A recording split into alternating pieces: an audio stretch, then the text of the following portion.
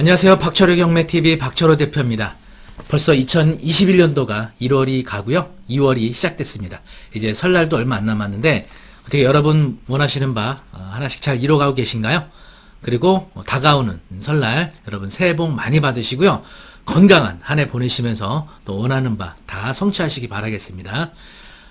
저 같은 경우 이제 1월 들면서 이제 12월 달에 사실 입찰이 없었어요. 코로나 때문에 법원도 이제 입찰을 제한을 했는데 1월 들어서 입찰을 재개했거든요. 근데 제가 거의 뭐 일주일에 한 2회에서 3회 정도 법원을 가게 되는데 여러 번 깜짝 놀랄 때가 많았습니다.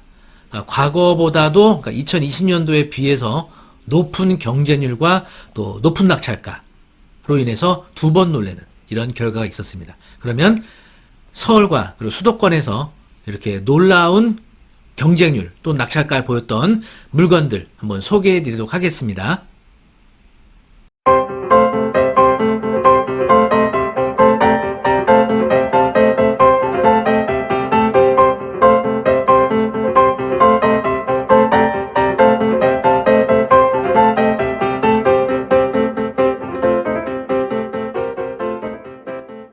먼저 송파구 풍납동에 있는 미성맨션이라는 아파트예요. 이름을 봐도 벌써 알 수 있듯이 굉장히 오래된 그런 아파트죠. 감정 가격이 8억 5,400이에요. 이렇게 이제 감정 가격 여러분 느낌으로 봐도 이게 전용 면적이 116제곱미터거든요. 공급 면적으로는 40평대 아파트죠. 이렇게 저렴할 수가 있나 하겠는데 보통 감정되는 시점이 지금으로부터 1년 전 또는 2년 전 시세를 반영하는 거거든요. 그동안 가격이 참 많이 올랐죠. 그러다 보니까 지금 시세보다 아주 낮은 가격으로 감정되는 아파트들이 있어요. 그래서 이런 아파트들이 경쟁률이 좀 많이 나오게 되죠. 그리고 이제 이런 물건을 입찰하시는 분들의 희망사항이라고 할까요? 시세보다 2억, 4억 이렇게 저렴하게 살 수 있기를 희망을 하시지만 만만치가 않죠. 그렇게 내 희망대로 낙찰받는 게 쉽지가 않습니다. 자, 해당 물건에는요. 경쟁률이 무려 57명이 나왔습니다. 동부지원에서 저도 굉장히 깜짝 놀랐었는데 57명이 나왔고요. 낙찰 가격은 13억 2,881만원. 감정가에서 무려 한 5억 정도 가까이 이렇게 쓰셨던 물건이에요. 지금 네이버 부동산에 올라온 시세 한번 보도록 하겠습니다. 네, 지금 이제 물론 이제 네이버 부동산에 올라온 게 이제 호가죠, 호가인데, 사실 호가가 거래가 되면 또 그게 시세가 실거래가가 되는 거니까, 14억에서 15억 정도의 매물이 지금 나와 있잖아요. 이렇게. 그래서, 요런 정도 나와 있는 호가의 매물을 13억 2,800이면, 어쨌든, 저렴하게 낙찰받지 않았나. 그리고 또 재건축 정밀안전진단도 앞두고 있어서 또 재건축 정밀안전진단 통과하게 되면 또 가격이 더 높이 상승할 수도 있는 여력이 있겠죠. 자, 두 번째 물건입니다. 석관동 두산아파트 전용면적 84.9제곱미터 공급면적 30평대 아파트죠. 감정가격이 4억 7,400이에요. 벌써 느낌만으로도 굉장히 저렴하다는 걸 알 수 있죠. 여기는 경쟁률이 무려 32명. 네. 낙찰가 8억 3,990만원. 네. 감정가의 2배. 다시 말하면, 이제 이게 2018 타경이잖아요. 2년 만에 2배 올랐다. 4억대 아파트가 8억대가 됐다. 이런 거죠. 지금 네이버 부동산에 올라온 매매가 한번 알아보도록 하겠습니다. 지금 네이버 부동산에 올라온 매물들 보시면은요. 9억 1천 이렇게 거의 9억 1천에 나와 있고 좀 저렴하게 나온 게 8억 6천 이렇게 그죠? 9억에 나온 것도 있네요. 네. 어쨌든 9억 1천은 가장 호가일 것 같고요. 8억 5천인데 이게 실제 이제 거래 가능한 매물인지는 봐야 알겠죠. 그래서 저렇게 어쨌든 9억 정도로 보면 아까 풍납동 미성 정도는 아니더라도 그래도 몇 천만 원 싸게 살 수 있었다는 거죠. 자, 그러면은 이제 세 번째 물건 보겠습니다. 요번에는 아파트가 아니고요. 지식산업센터입니다. 지산 성수동에 있는 굉장히 핫한 곳이죠. 여기 보시면 전용 면적이 87.54제곱미터.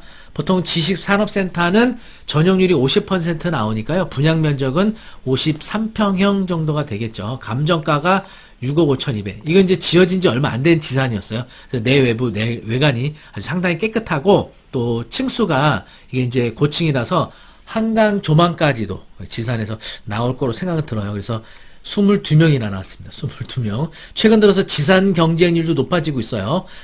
낙찰가도 높았습니다. 낙찰가는 9억 1111만. 이분은 일자를 좋아하셨나봐요. 네.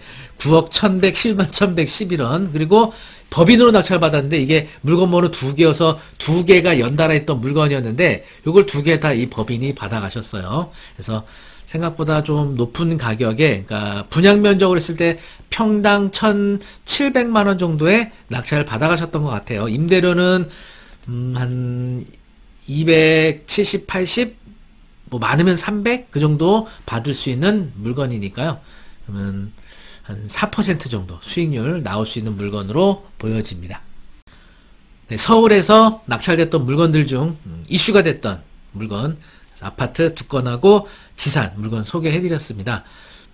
서울 아파트 분위기 심상치 않죠. 자, 그런데 이 분위기가 서울만 그런 게 아니고요. 경기도까지 이런 현상들이 심하게 나타나고 있습니다. 그러면 이번에는 경기도에서 최근 낙찰됐던 물건 중 이슈가 됐던 물건 3건 소개해드리도록 하겠습니다. 동두천에 있는 지행동 부영 아파트예요. 전용 면적 84.98제곱미터, 공급 면적 30평대 아파트고요. 감정가 1억 8,800에서 1회 유찰돼서 1억 3,160만원, 경쟁률 61명. 아까 풍납동 미성맨션보다 더 경쟁률이 많이 나왔죠. 2억 1,170만원. 감정가 넘겨버렸어요. 네. 이런 뭐 현상은 자주 있죠. 그러면 한번 네이버 부동산 통해서 한번 시세 보겠습니다. 지금 매물 올라온 거 보면은 12층이고 2억 5천에 나온 게 있네요. 그래서 2억 5천에 나온 매물이었는데 지금 2억 1,100 이렇게 낙찰을 받아가셨네요. 61명. 동두천이 또 비규제 지역이라서 대출도 자유롭고, 네, 전입 조건도 필요 없고, 또 그 두 번째 주택까지는 또 취득세 중과가 되지 않으니까 또 아마 네, 많이 경쟁이 나오지 않았나 싶습니다. 그리고 요번에 수원에 있는 영통 디지털 엠파이어 2 2차 지식산업센터입니다. 여기도 보시면 전용 면적이 92.95제곱미터 28평이었는데 감정가 2억 3,800에서 1억 1,660만원 유찰됐던 건데 60명. 여기는 감정가 안 넘겼습니다. 네, 관리비가 좀 미납이 있었고 또 이제 그런 거에 그래 경쟁률에 비하면 그래도 낙찰을 좀 싸게 받은 편으로 보여지고요. 여기 이제 숫자 보시면 이렇게 이제 2억 3,199만 9,999원인데 이렇게 좀 소액 물건인데 이렇게 999 붙는 것들은 제가 이렇게 숫자를 좀 이런 스타일로 씁니다. 그래서 저희 이제 회사에 의뢰하신 분하고 이제 입찰을 했던 물건인데 제가 이렇게 가격을 좀 제한을 드려서 어쨌든 뭐 2등하고 한 40만 원 차이로 낙찰을 받아서 굉장히 저도 좀 짜릿했던 그런 물건입니다. 임대료는 뭐 좀 수리 안 된 상태 100만 원, 뭐 수리하면 뭐 120만 원 정도. 그리고 이제 이런 물건들은 또 대출이 많이 나와요. 그래서 대출 알아보니까 한 2억 1천까지 대출이 나오더라고요. 그러면은 뭐 이제 한 2, 3천으로 투자할 수 있는 정말 소액으로 투자할 수 있는 그런 네, 지식산업센터였습니다. 네. 마지막으로 이제 남양주 화도읍 창현리에 있는 창현 두산 아파트 99.69제곱미터. 네, 공급은 한 38평형 정도 되지 않나 싶어요. 1회 유찰된 상태입니다. 1회 유찰. 그래서 1억 6,380만 원이었어요. 최저가 1억 1,300만 원. 경쟁률 52명. 네. 요것도 이제 저희 고객하고 입찰했던 물건인데 요건 낙찰을 못 받았습니다. 3억 1,226만 원에 낙찰을 받아갔던 물건이죠. 요것도 한번 그 네이버 시 한번 볼까요? 네, 네이버 부동산에 지금 나온 매물 보면 3억 3천하고 3억 7천이 이렇게 매물이 나와 있네요. 네, 3억 3천에서 3억 7천에 나온 매물을 요 정도 이제 받은 거죠. 네. 그래서 아마 이렇게 이제 낙찰가들 보여드리면, 아니 뭐 이게 뭐가 싸게 사는 거냐 이렇게 얘기하시는 분이 좀 계세요.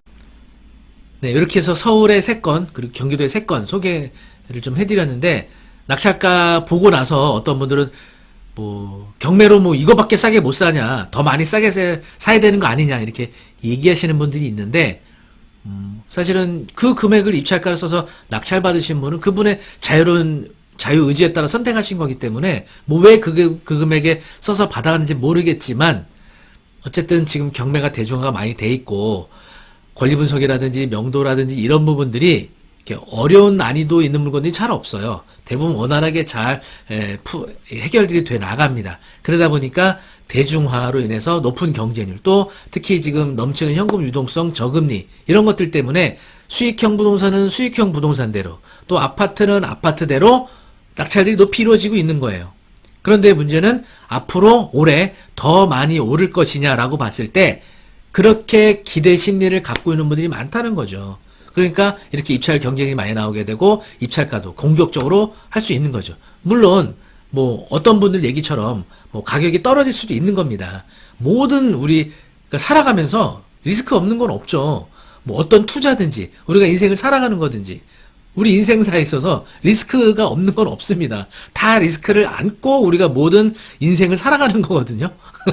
네. 그래서 이 경매 투자도 마찬가지예요. 뭐 낙찰받았는데 시세가 떨어져서 손해가 발생할 수도 있는 거지만, 어쨌든 뭐 올라갈 때가 있고 내려갈 때가 있지만, 뭐 늘 많이 들으셨고 저도 하는 얘기지만, 우리나라에서 부동산 가격이 크게 하락됐던 때는 IMF하고 금융위기 때 외에는 없었거든요. 그리고 지금 거의 5년 동안 계속 올라왔고 작년도 많이 올랐고, 근데 문제는 올해도 계속 오를 수 있는 이런 오르리라는 시그널을 경매 시장에서 계속 주고 있는 거예요. 네.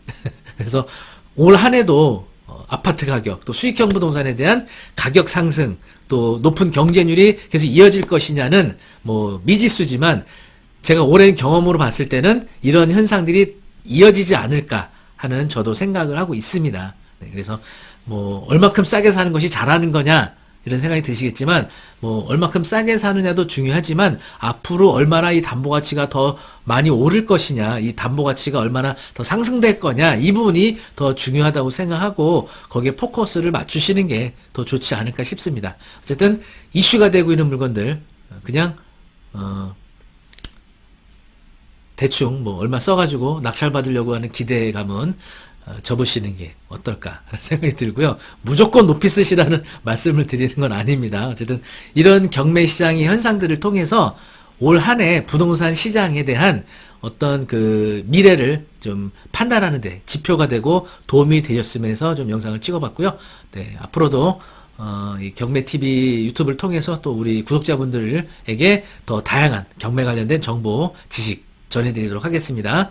그리고 경매나 또는 부동산에 관련된 다양한 정보, 또 궁금한 사항 있으시면요, 네이버 카페 박철의 경매 아카데미 오시면 뭐 권리 분석도 무료로 저희가 다 해드리고 있으니까 질문 주시면 좋고요. 또 박철의 경매 TV 또 영상이 좋으셨다면 구독, 좋아요 부탁드리고요. 또 경매 TV 유튜브를 통해서 이런 우량한 경공매 추천 물건 정기 구독하는 서비스 멤버십, 여기도 많은 여러분 신청 바랍니다. 그러면 다음에 또 더 좋은 영상으로 찾아뵙겠습니다. 감사합니다.